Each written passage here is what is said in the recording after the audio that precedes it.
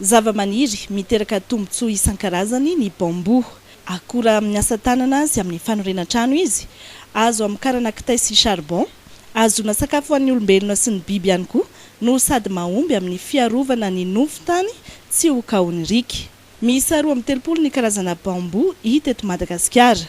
Fantatra ankehitriny fa miroborobo sy mivoatra ny asa vita amin'ny bambo eto amintsika. Efa maro ireo pépinière izay namokatra an'ireo zanaka bamboa izay azo volena. Ny plantation koa dia efa nisy hatrany Mahajanga ka hatrany Fort Dauphin zany. Eo amin'ny 200 hectares eo nefa novolena zany hatreto efa misy ny azo trandrahana amin'izao fotoana izao. Ny charbon zany izao manomboka trandrahana dia manomboka manao transformation amin'ny resaka sakafo ihany koa tsika izao ny any vatovavy fitovinana. Kasika ny fanondrahana be da be zany ilay demande fa tena tsy arakitsika mihitsy. Misy conteneur ray isaky ny tapa-bolana angatahany any Inde, misy 100,000 tonnes na biomasse tadiavin'ny nosy itsakaiky dia tsy afaka manao izay mihitsy tsika no satria mbola ao anatin'ilay mampitombo an'ilay ressources zany. Mahatratra iray tapitrisa mahery ny olona mivelona amin'ny bambo maneran-tany.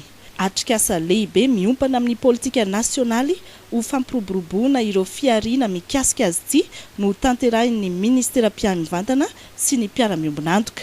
Manome lanja ireo zava-boary eto amintsika radio ny fitondram-panjakana malagasy. Raha ny eno tsara ny kabarin'ny filoham-pirenentsika omaly Andriamatoa Rajaonarimampianina izay filohany izany sehatry ny komeza izany amin'izao fotoana izao dia nanomboka izy tamin'ireo fananantsika zava-boary natoralitsika izay azo ahondrana fa amin'ny fomba ara-dalàna koa izany ary ireny fananantsika ny natiorantsika ireny ny zava-boarintsika ireny no atsaraina ny kalitao mba azahoana tombom-bidiny misimisy kokoa na koa hoe valeur ajoutée ahafahana manondrana izy ireny malalaka anatsarana ny arikarentsika.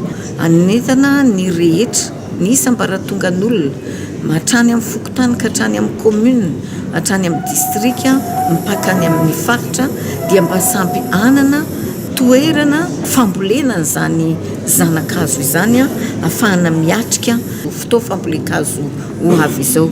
Ananany nositsika ny velaran-tany malalaka ka ny fambolena bambo dia tetikasa azo atao tsara ho asa fivelomana.